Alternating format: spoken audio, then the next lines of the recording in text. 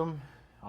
Well, hey, how are you? How you doing? I am good, Carl. How are you? Why don't you tell everyone who you are Sure. and well, we're here in Las Vegas, but who, Yes. who My name is Fawnia Mundy, and I'm a resident here in Las Vegas, and I own Pole Fitness Studio.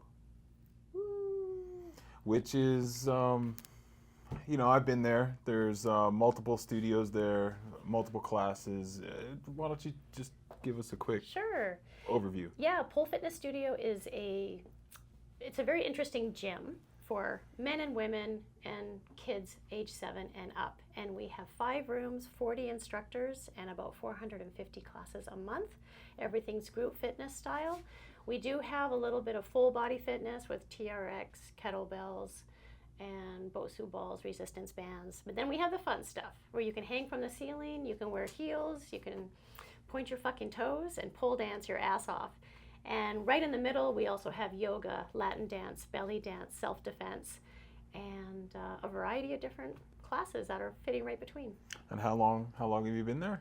We've been at that location 20 years. This is our 20th anniversary. Okay. Yeah, So this is right on time. This is also something that you really enjoy doing. Yeah, And absolutely. but it didn't start out that way. No, I've always loved pole dancing, but I didn't start right out of the womb as a pole dancer. Well, what I was getting at is that your journey, as successful as it is right now, it didn't start in such a positive manner. Yeah. The real brief version that you let me know is that I guess it was probably more than 20 years ago. You're actually from Canada, right? Yeah. Whereabouts in Canada? Victoria, BC. And that, Vancouver Island. for those of us who don't know, that's the western. It is. Yeah, it's right above Seattle, Washington. And I'll just let you tell it. How did your journey begin there? Yeah, so I moved to Victoria when I was 8 from Alberta, British Columbia, and just a kind of an average childhood where the parents went through a divorce, and my dad stayed in Alberta, and my mom and my brother and I took a little camper trailer with grandma and moved over to British Columbia and ended up on an island. Like, okay, there's islands in Canada. So just growing up there, pretty chill, but I think I was really rebellious and just I went through some crazy trauma in my childhood that made me not want to trust people, and I was really rebellious. By the time I was 13, I wanted to be smoking, I wanted to be drinking, I didn't want to go to church anymore. I was in church 3 days a week, and I just had it. So I just chose a life of not officially living on the streets, but I was panhandling after school every day and going to school on acid and barely passing. I was doing my school grades, my test exam using A, C, D, C, and just passing in the multiple choice. I don't know if anyone has done that before, but it can work for you if you don't have any answers, but not recommended. And that was my highest grade. And then Disgusting. Yeah. this was That was how- grade 10. so Canada's similar. It's like high school kind of thing. Oh yeah, I mean you can find good kids, bad kids. No, but I mean Everywhere. Canada, it's like 10, 11, 12 Oh grade. yeah, school grades. Yes, absolutely. Though we don't have juniors, seniors, sophomores. We don't use those terms. They're just numbers. They're numbers, Okay. and I hear them in TV. And I have a 6-year-old right now, so I am about to learn what a sophomore is. I don't know what these things mean, so I'm kind of excited about that. But yeah, so just growing up in Victoria and just being a naughty kid, like, what are you doing? Going to hang out downtown and ask people for change, and then going by, we call them Mickeys, things of alcohol, or drinking a 26-pounder every night, and I'm 13. It's disgusting. Looking back, I'm just like horrified that Raven will do something like that. But And then what yeah. what kind of happened as you were in 12th grade and finishing school? Where did life take you at that point? Yeah, so in school I took a lot of theater classes in grade 11 and 12, and I always loved dance, though I never took dancing lessons. And in graduating, I did do grade 3 twice, and I didn't know because we had transferred schools and I was in a split class. So by the time I had graduated, I was 18, turning 19, and that's the legal drinking age in British Columbia. Okay. So for my 19th birthday, I'd just gotten out of high school, and we're at a house party, and I say to my boyfriend, let's go to the strip club. I'm 19 today, like in a few hours, let's go. And so we go, and I'm just in awe of the dancers. They're doing these 18-minute shows. They're gorgeous.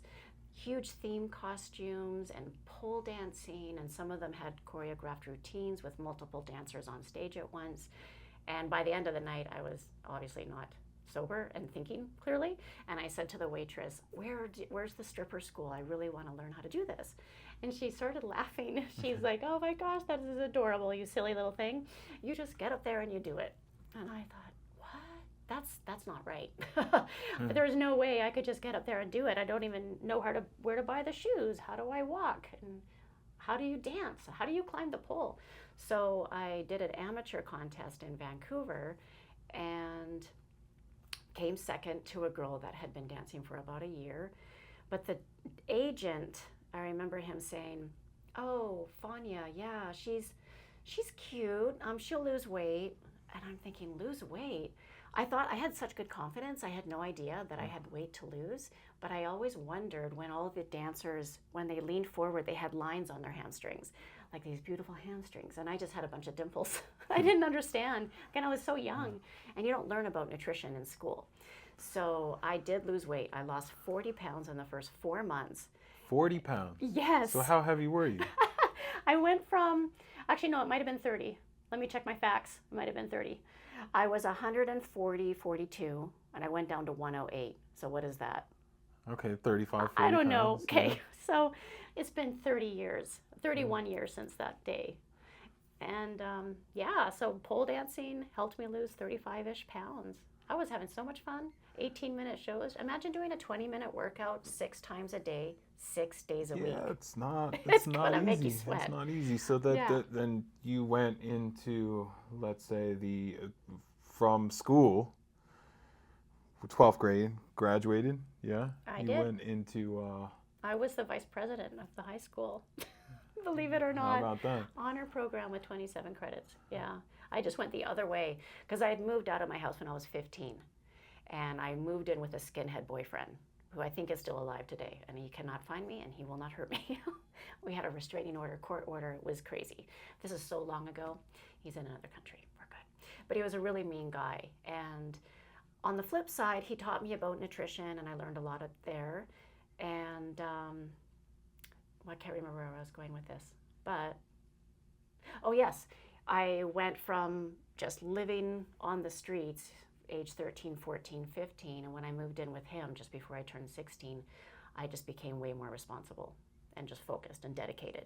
Okay, but Yeah. then is that relationship which led to the trauma, which led to No, he some was like court- minimal trauma. that was minimal trauma? He was a walk in the park. But the restraining order, there must have been Yeah. some type of, He was a mean guy. Yeah, he's a mean guy. so how long did that relationship go for? I was 16 when I met him and he was 21. Okay, And so that's borderline. it was borderline questionable. Yeah. And but he was just the type of guy where he had to know where I was 24/7. Controlling. Very, very. So I left school early so I could work at Tim Hortons, which is a big donut chain in Canada. Okay. Huge. So I was working from 3 p.m. to 11 p.m. and going to bed, getting up, taking 2 buses to school to be there at 8. I would sleep in school. I was so tired. But if I had to go to the store, maybe to make a phone call or something, because there's no cell phones back then, No. We have a landline. I just need to call someone, so I would just call my drama teacher, and I'd be like, you need to come and get me. I need to get out of here. Yeah, so I had him, I basically moved out while he was at work, and I had the police there to arrest him when he came home from work, and I wasn't even there. And where did you go? How far away? I actually moved in with my drama teacher, and she gave me a safe place to stay. I think I stayed there for at least a year, and that was pretty awesome. Yeah, and she's very understanding, easygoing, and almost like a counselor. She was the cool teacher at school, Okay. which back then doesn't make you cool, but she was the one and only teacher in the whole school that would be in the smoke pit, hanging Okay. out and just having a cigarette at break time. Okay. So from a child, that's pretty cool. So yeah, but she definitely just gave me a safe place in the meantime. Yeah. And so you were there for, about a year, and where did life lead you at that point in time? From that point, yeah, I did have to go to court. I was a witness for the state because they wanted to charge him with Okay. various charges. So I went and testified, and there was the restraining order, and luckily I never saw him again for a very long time. Time after that was in a nightclub, and he just left me alone. Okay. Which was good. Yeah. Now, when you, I don't mean to jump around, but you said you went to a nightclub, you were enamored by the whole scene a little bit. Did you end up, working in that environment? In the strip club? Yeah. Yeah, I did. I worked as a dancer from, I want to say late October till March. I know all the dates, and it's going to make me sound crazy. October 9th, 1994 Okay. to March 6th, 2000. I've been interviewed about this so many times. So 19, that's about 6 years.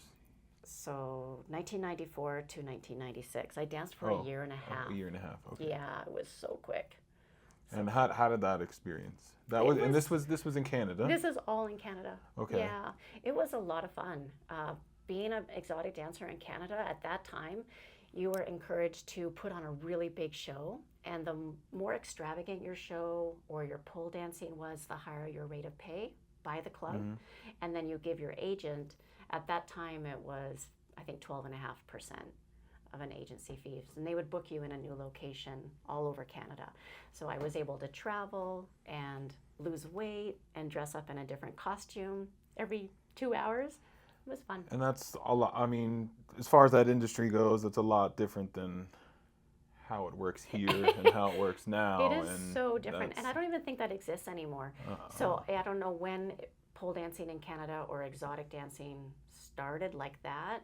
But when I left, it was out. It was turning into lap dancing, where what you see here at any strip club in Vegas. What made you decide to leave that?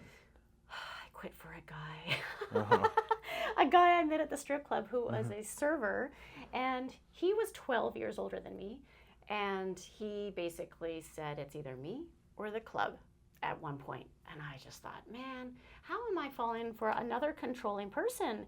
So I quit. No. I broke up with him, and I actually was dancing at the same club I ever had my first amateur night. And it was my first time back in a year and a half. But that week while I was there, while I'm thinking, okay, I can do this, I can be on my own, and I'm only 20 years old, I've just was not smiling on stage. And there was a guy in front row who looked up at me and he said, hey, you should smile. And I just looked at him and I spat in his face. And that is not like me. And the person that I was turning into, I was obsessive about pole dancing. Every show, every costume, music, move, everything, I was like just obsessed. I want to be the best. It's not the case anymore. But yeah, I was so mean, and I thought, oh my God, this is not who I want to be. So I quit dancing and I went back to him. And we were living together, and but right before Christmas Eve, we were like just breaking up, and we decided, let's just be together for Christmas for the family, and we just decided to go our own way. And this was about what year? 1996. Okay, 96. And Yeah. then you say you're not in the club anymore in 96. Not in a club. I got a job at a health food store called Lifestyle Markets, kind of like Sprouts and Whole Foods. Okay. Yeah, and that was good, learning about nutrition, and I was just working the cash register, and that went really well, and I took some acting lessons and did some movies, TV shows. So what led you on more of a wellness path and got you away from, let's say, the drinking and the not so positive things that you were doing, early high school? What got me on the wellness path? Well, I know, first of all, from being very physically active as an exotic dancer and losing weight, that was really motivating. And there was someone who saw me dancing, a customer, and he just said, hey, you have a really good X-frame. And I said, What? Hmm. Well, your shoulders, your calves, small waist, you should really consider some bodybuilding. And I thought, I should? Yes. Well, I don't even go to the gym. Oh, you should go to the gym. So I started working out and learning, and then eventually got my personal trainer certification and group fitness certification, and started competing. And I competed for 20 years off and on. In bodybuilding, or like there's I did different. bodybuilding in 1998 and 99. Okay. And then figure was invented. Yeah. Thank Okay. God. Yeah. And then I did figure all the way through up until 2019 was my last show. Okay. What so you were in the health food, so that the health food, what do you call it? Health industry. Like a Sprouts, but not really. Yeah, lifestyle markets. Kind of goes a little bit hand in hand with the whole bodybuilding, gym stuff. But I'm also really curious as to how, this was in Canada. Yes. How did your journey take you to the United States and eventually bring you to Las Vegas? Yeah, so I'm working at the lifestyle markets, and I mess up my change and they fire me. Okay. So I'm not good at math, but I did not steal. For sure, did not steal. But they fired me, which is a blessing, and then I was able to move to Vancouver, where all my auditions were taking place for X-Files, Outer Limits, Millennium, Profile for Murder, all these shows that I was doing. For those people that don't know, Vancouver, Canada, it's a lot of actors are there, and a lot of Huge. theater, a lot of film. I Yeah. know a lot of people from Los Angeles end up in Vancouver, Canada. Yeah, Hollywood North, I guess is Hollywood what they North, called it. Yeah. yeah. So it's a good place to be. And I don't even act really much anymore, but I still make commissions from those shows. So I still pay my union dues. So I'm super grateful. Yeah. But everything took a turn when I went to the Arnold Schwarzenegger Classic in Columbus, Ohio. It's always the first weekend of March. Okay. And this was in 2005. So on March 3rd, 2005, we definitely jumped forward quite a bit, which in between that time, my new boyfriend for 7-8 years, he owned Sugar Nightclub. And so I'm in the club scene and just having a wild time because I was able to dance wherever I want, on the bar, get what I want. My boyfriend owns the club, kind of thing. What type of club was it? It's a nightclub. Just a nightclub, Nightclub. not. So it's Okay. kind of like, I mean, this is Victoria, British Columbia. This isn't Vegas, but I don't know. I mean, Tao's been around a long time. It was around for a while. Okay. Sugar. Yeah, it was fun. It had the big disco ball, like Studio 54, Okay. MGM Grand, going way back. That was Vancouver, Canada. Victoria, BC. Victoria, BC. Yeah. Which is, where is that? It is the capital of BC on the bottom of Vancouver Island. Okay. Which is still on the western side of Canada. It's still there. Yeah, everything occurs there. Just having a great time. But how did I fall into that? Because forever, how did I get to Vegas? Forever, I was turning my friends down. Hey, Fawnia, come on out. And I was hanging out with this bodybuilding couple. Come on out with us. And I'm like, no, I'm building a website. And I was going to get involved with WWE. And I was going to get hired as one of the girls that would smash the girls. And I was in all that scene as well. Yeah.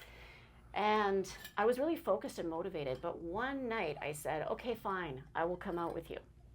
So they're like, here, take a Molly. And I'm like, no, I don't do anything.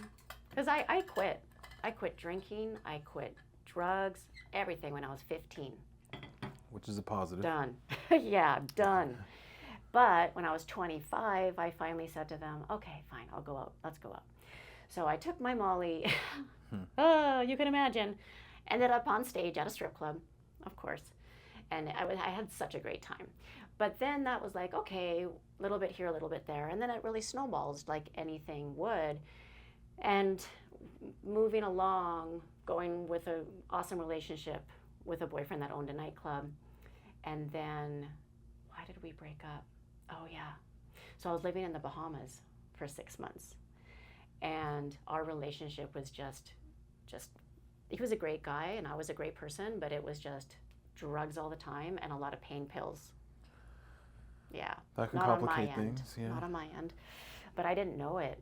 And I'm like, what is going on? And that was on his end. But we separated. I was cheating on him, and then that obviously fell apart as well. So I go to the Arnold Classic. I think I was single. Yes, I was. And I meet Damon. And I thought, oh, this is amazing. Great guy. Blah, blah, blah. Fast forward from March to July, we got married. That's quick. Fucking quick. Yeah. And we were shocked that our friends were getting married after 4 months. We got married March, April, May, June, July. Yeah, also after 4 months. And then he got denied entrance into Canada. So I'm like, what's going on? He goes, I told you. And I'm like, oh God, I don't remember anything. So apparently he explained that he has some felonies and that it might be impossible for him to come up to Canada. But we had a lot of fun in Victoria. He did make it up. So we thought, let's plan the wedding in Victoria. Well, he got denied the second time.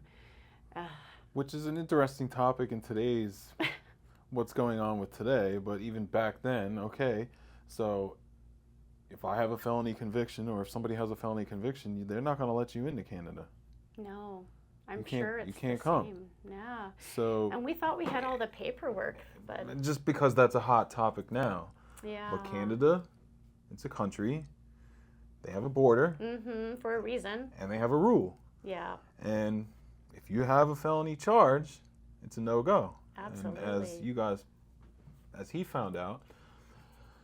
And so they denied him entry.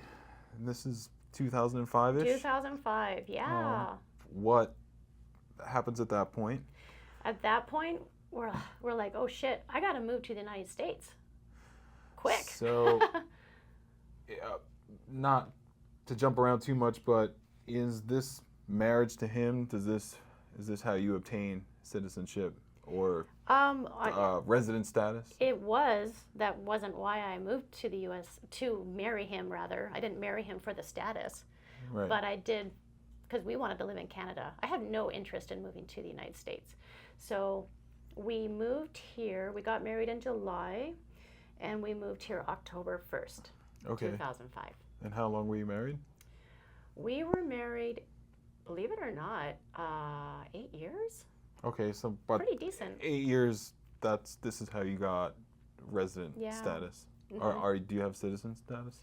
I do. Yeah, I'm a citizen too now. Now. As But- of 2 years ago. 18 years later. Because I've been here 20 years now. But through marriage is how The original, yeah. the through marriage. original. Mm-hmm. So, but you said prior to this marriage you were struggling with, somewhat of drug issues. Yeah, it was just party all the time. How did you move past that? Or How did I move past that? It's so this whole party thing went on and on, honestly, until December 2023. I was 48. So 2 Decembers ago. it went through this whole marriage. Oh then. yeah, for sure. So, And I so actually he was quit- partaking in this too. Yeah, for sure. The marriage after the breakup from the Yeah. club guy. From the club guy. Yeah. Yeah, well, I wasn't. The club guy, it wasn't that the drugs are a really interesting thing and an interesting concept when you mix it with alcohol and opinions and who is the instigator, because there's so many gray lines and so many moods and so many demons in the head. So, but when it comes to like, hey, we're stopping, it wasn't until I listened to this audiobook called This Naked Mind that I was like, oh, I don't have to do that again. And I stopped. And I don't even think about it anymore. Well, Quite that's a miracle. sobriety comes to us everybody in a different Yeah. way, Oh, for sure. and everybody has to find their own way. Yeah, 100%. But just to move back a little bit, you went to the Arnold, you got married. That marriage was approximately About 8 years. 8 years. And how did you end up in Las Vegas? Well, he's American, and he's from the East Coast. And we just thought, where would be the best city that I would be most familiar with as a Canadian? And we chose Vegas because I've been here 10 times for the Olympia, for exotic dancer shows, for all conventions. So I had only been to LA maybe twice. Seattle, too much rain because it's very Yeah. Vancouver-like. And the East Coast, we wanted something more fun. Oh, So okay. Vegas, we're just Yeah. like, okay, Vegas. So, what year did you end up in Las Vegas? 2005. Okay, so So, this is about met 20 him. years now. Oh yeah, Yeah. yeah. So this was shortly after the Arnold. So, It was literally months later. so Yeah. when you were married to this guy, you were here. Yeah, I got married in Seattle in July and then moved here October 1st that Okay. same year. Bam. And how did your journey in Las Vegas begin? Journey in Vegas was pretty awesome. So imagine this. It is October 15th, 2005, and I'm sitting in a Kinko's making some photocopies, and I overhear a guy, and he's like, "How am I supposed to find a dancer with such short notice?" And I'm like, and he hangs up, and I go, "Oh, I hear you need a dancer." He's like, "Yeah, I'm a Michael Jackson impersonator, and I really need a dancer for October 31st. We have Michael Jackson's mom, and I guess a couple brothers will be there. And it's at, I don't remember the name of the hotel, it's torn down now." And I'm like, "Well, I can do it. I will learn the choreo. I can be your dancer." So I was one of the backup dancers for all these routines. And yeah, Michael Jackson's mom was there, and one of the other brothers was there. It was a lot of work. That's how my Vegas experience began, dancing in a Michael Jackson tribute show. And then what led you to create the studio that which you have now? A lot of the encouragement was from Damon, my ex-husband, because I like things really simple, and he just saw the big picture because he was 5 years older, and he just thought, "Oh, you deserve your own place, not just a place where you go put up some poles and take them back down and sublease out of a yoga studio or something like that. Just do it, go through and do your own thing. You have a big enough name. You're the world's first pole dancing instructor. Okay. Hello. Yeah. You cannot take that away." And I'm like, "Okay, you're right." So my friend, that's me, it's my little silhouette. And my friend's like, "Yeah, I can make a logo for you. Do you like the Starbucks logo?" And I said, "Yeah, I like the Starbucks logo." So she had a design company, and she created this for me. Yeah, and here we are. Well, I mean, I'm sure it didn't start out with 5 rooms and a whole bunch of Oh, no. classes and. No, I had 9 poles, and I had to put them up and down every day in a Pilates studio that I subleased. And What part of town was that? Henderson, Okay. Pecos and 215. Okay. Yeah. And that was really great while it lasted, but there was a point where I was making, I think it was around $5,000 a month, and the lady was a little greedy on her end and wanted more rent. And then Damon's like, "Look, this isn't right. You need to go out on your own. Just find your own place." And so so luckily, I don't even know where we were, talking to some random guy outside of a store. And he goes, "I have a gym on Arville. It's a boxing gym, and there's full mirrors, and there's floors already there. I'm leaving it. Why don't you go and talk to them?" So we just moved in the next week. Boom. So that location that I visited, you've been at many years then. Yeah, you were upstairs. I was upstairs. Yeah, so the downstairs is where I was, and we're still there. Across. Across, yeah. So there's the cross, and then there's up above. Then there's the upstairs. We took the poles away from the downstairs when we were very briefly in Summerlin at City Athletic Club on West Sahara. Okay, yeah, but they closed 2019-ish, I want to say. Yeah, they closed something. 6 months after we left. Yeah. But it's been an interesting journey. We've opened up a few locations. We've closed a few locations. And the trusty Arville studio has never failed us. It's been really great. And we've expanded to 5 rooms now, plus the aerial silks hanging from the ceiling. So that's for the straps people? Yeah. You can do straps, chains, or you could do aerial silks, aerial pole, hammock, which is kind of like silks, but it's hung like a hammock. And then the lira, the big hoop that hangs from the ceiling. How many people are coming in and out of there, say, on any given day? Between 80 to 100. So it's a lot. It's busy. Yeah, I keep telling the landlord, I'm like, I need more parking. Yeah, the So parking's a little tight it's over a there. little tight. So we do have a plan for more parking using a lot that's just behind us. So that is hopefully going to happen at some point in the next 2 years, I'm hoping. Okay. And then I also have an idea for another studio, just waiting for that to come to fruition. With the same concept? Actually, we'd be adding bungee.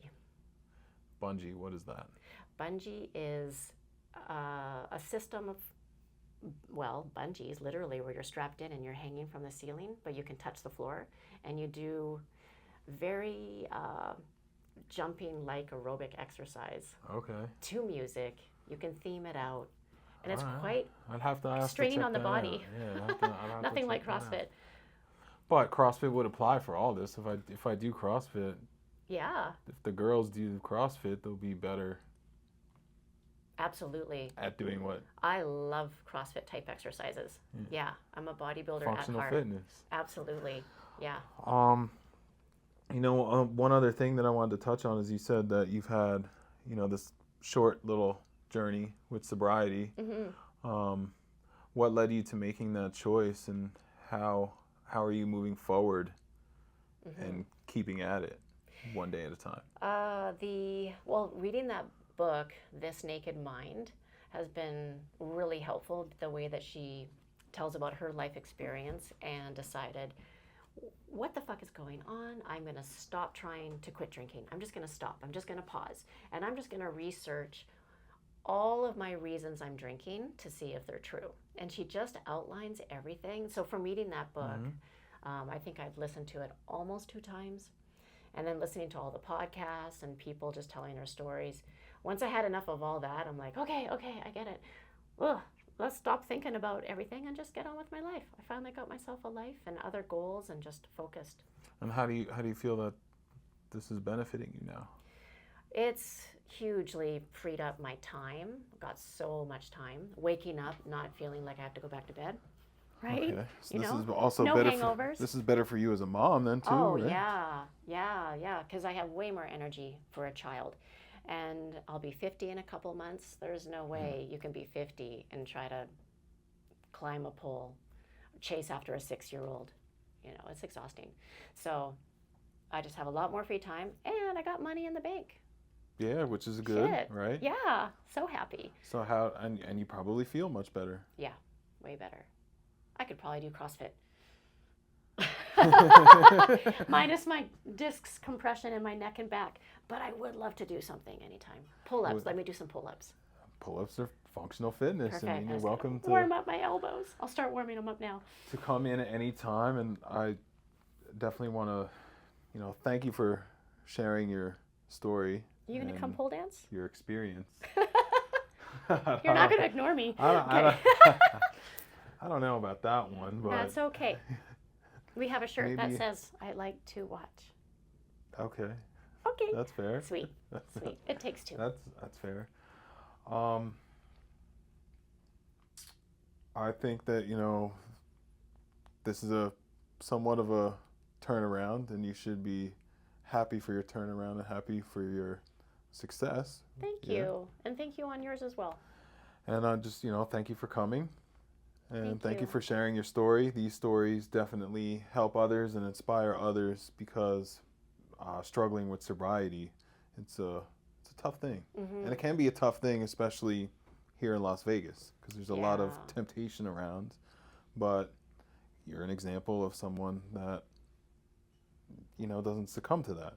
Thank you. Appreciate that. Lastly, how do you have peace with that and not succumb to the temptation?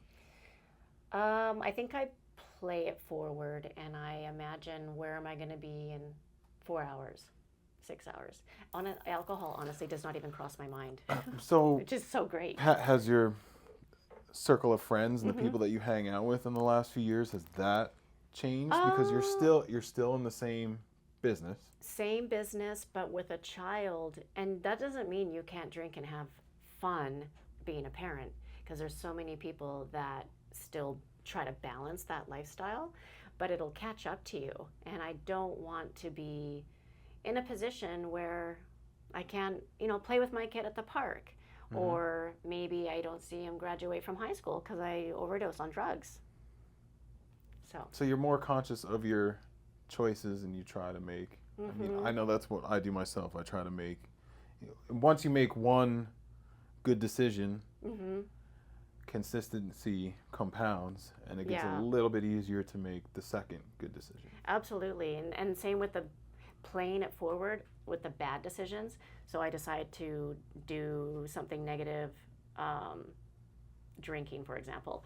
And then how am I going to feel in 3 hours, right? Or how am I going to feel the next day? And what is it doing to the rest of my schedule? And I'm just like, no, I've got these goals in mind. I don't want to, I'm done. I've been doing that for so long, 25 to 48, was that 33 years? And what? It's long, yeah. I'm done. Yeah. Yeah. Well, good for you. Yeah. Thanks, man. High five. One day at a time. Keep pushing got it. forward. You got it. Thank you for coming. You're welcome.